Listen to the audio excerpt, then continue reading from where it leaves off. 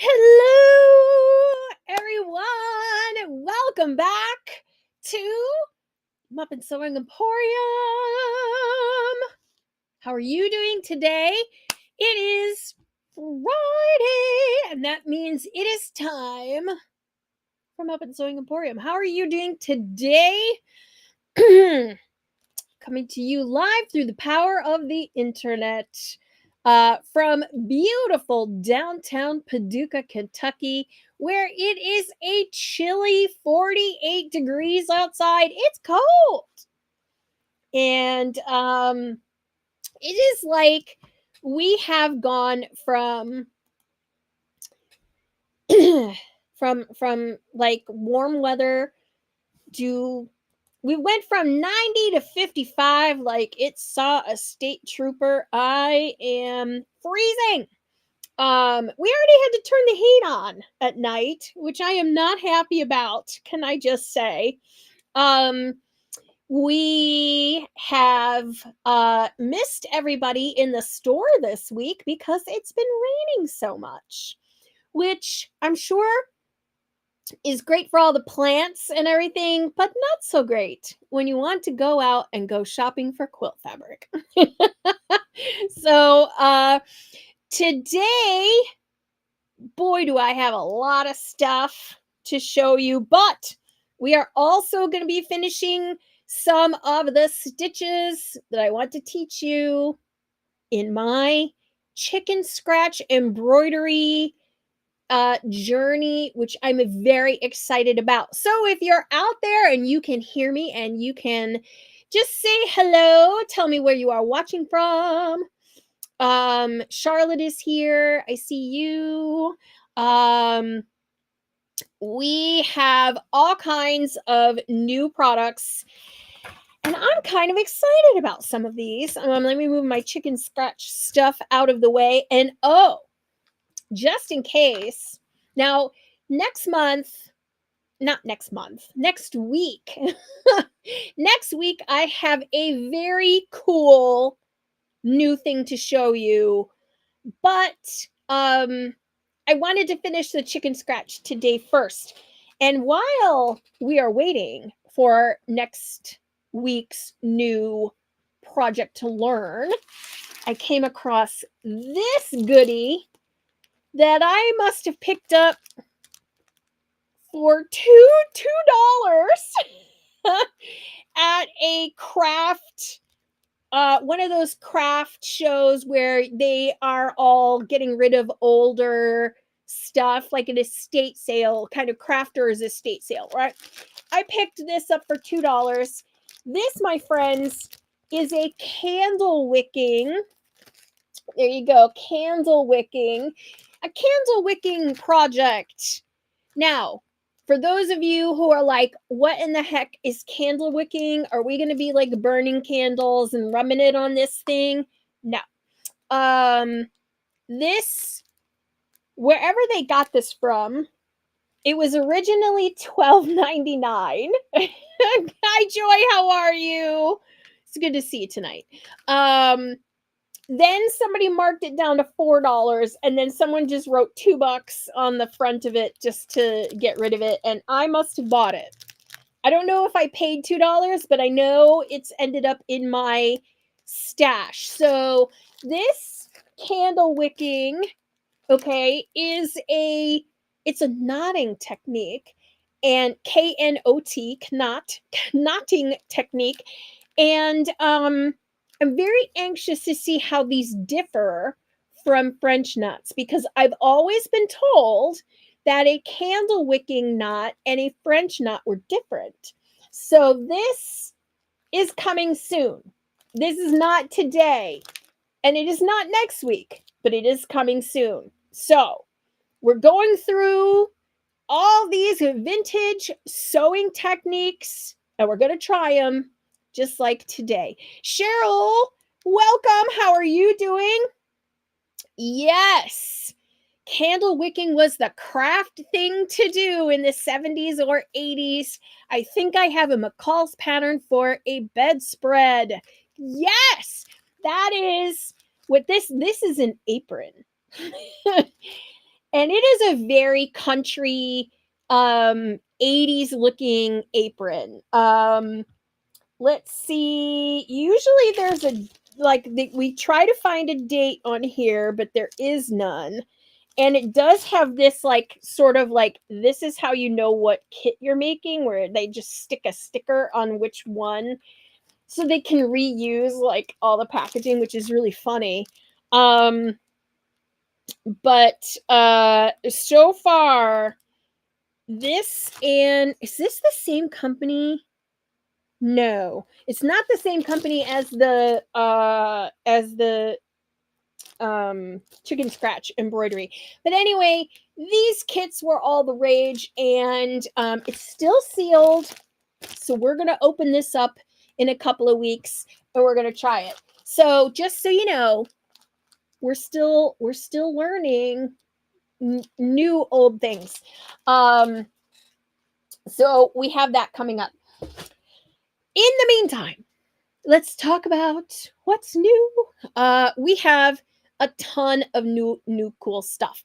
So, gosh, like where do I even start? I got a giant pile of stuff. Okay, here is the first thing. This is heat resistant batting. Notice it does not say heat proof or heat or fire resistant. No such thing. This is heat resistant batting. I'm gonna throw our this under the screen here so you can see. Ta-da! All right, so this is heat resistant batting. This is by Lori Holt. So if you're not familiar with Lori Holt, she is a very famous quilter. As you can see, you'll get this 1 yard piece for $9. This is currently in stock in the shop. Go down here to the website to buy it. And there's some caveats here, okay? It says not heat proof nor fire resistant, non-microwavable, machine wash, tumble dry. Okay, you can get aluminum film, and this is aluminum film, and it returns heat or cold back to its source.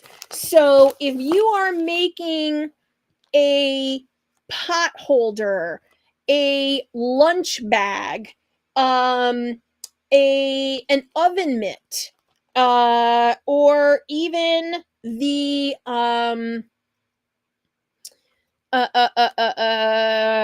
what am I trying to think of there? The casserole, you know, those dish things that you use to carry your casserole in to the church bazaar. That's what this is for. What is this not for?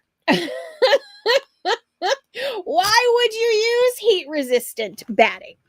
What you would use it for is in your quilted pot holders, your quilted oven mitts, your quilted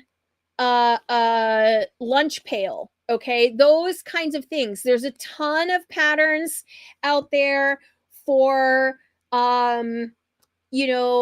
casserole covers and things like that. Things that you need to stay hot or stay warm in the container. That's what this is for. It is so shiny. It's got aluminum foil, and you can see all those little holes or all that texture. That's little holes where it has been punched to stick to the batting. So what this is going to do is, let's say you make a lunch pail out of it, right? And you put your little cold pack in there, and you put your salad in there. Well, all of this batting inside of that is going to sort of radiate the cold back to itself, right? It's going to keep it colder inside of the bag rather than let the cold seep through the exterior of the bag. So it's going to push all of that back to itself. Same thing with your oven mitts, your pot holders, it's going to radiate the heat away from your fingers. Okay. So that is the purpose of this. It comes in a 36 by 45 inches wide piece. So plenty big to make a whole lot of pot holders, a whole lot of casserole covers, and a lunch pail or two.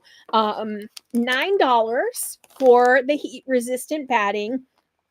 And what I like about these kinds of specialty things is, I know the company that this is from, and I know that they make quality things. So, this is not like going to,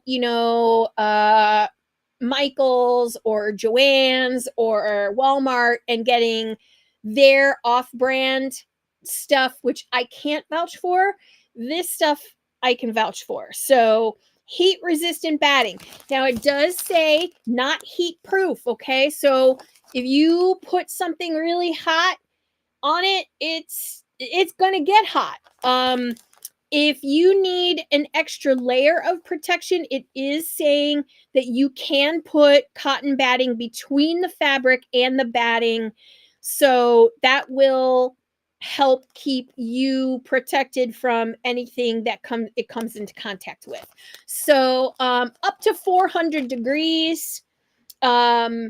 And anything up after that, so if you're talking like 425, you're trying to take the cookies out of the oven kind of thing, it's asking you to make sure you put in an extra layer for that. So again, we're pretty excited to have something like this because, again, this is something here in Paducah. We're the only ones that are going to be carrying it. And for those of you who are our online customers, our out-of-town customers, this is pretty cool. So I'm really, really excited about it. Jerry says it's so shiny. It's true. So I am pretty excited about this. This is brand new. We also have some other notions that came along with this. One of those is going to be next week's big demo. Okay. So on the fabric front, we have so much cool stuff. We have gotten a ton of cool new fabric bundles, and I am just going to tell you right now, we are expecting a huge bundle of bolts of fabric, huge collection, 32 bolts in the collection. That is going to be the Cafe Facet William Morris collaboration. And if you like William Morris and you like bright colors, you're going to love this fabric that is coming in. It's amazing. Okay. So I'm just setting that expectation that you're going to see this and you're going to be really excited about it. Okay. So, what do we got? I have a couple bundles of fabric that are in plastic, and I'm opening them up because I want them out of the package so you can see how beautiful these are. I am so happy with these. Okay, so many people have asked me, why do we not carry batiks in our store? Well, one of the reasons is that batiks, on average, are more expensive than your typical printed fabric. Okay, so for example, I have this bundle. It's a really cool bundle. These are printed on. These are dyed in, and a human hand has had to stamp the colors in these fabrics, and that's what creates an additional cost to a batik. So sometimes if you are buying batiks and they are really inexpensive, I would caution you to ask why they are so inexpensive, because the batiking process is laborious. Okay, it's a busy prod. It's just a very intensive process. So I'm going to talk about that in a second. I'm going to talk about these in a second. So we did bring in two bundles of uh batiks.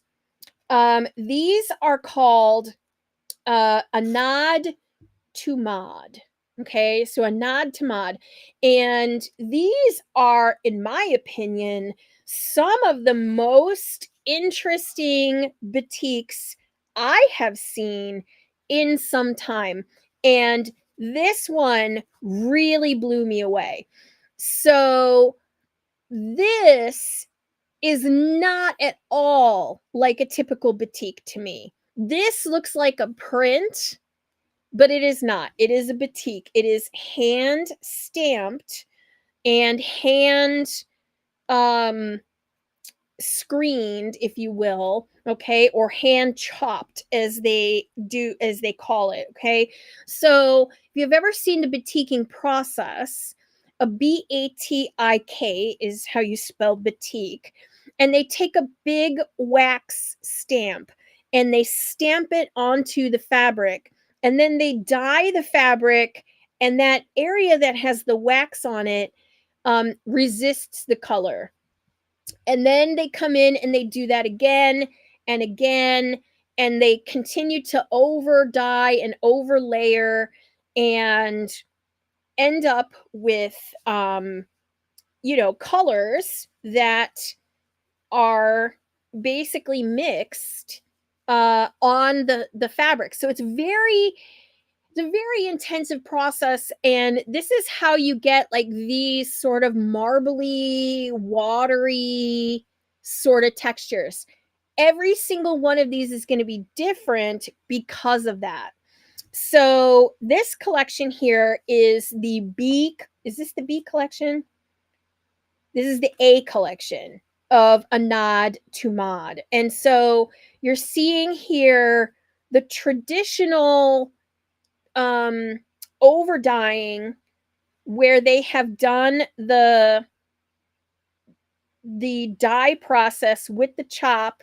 Here you can see same chop in two different colors, and these are all part of this sort of like modern take on batiks, and I just love how these came out. So this is the blue colorway in this collection. Actually it goes like this.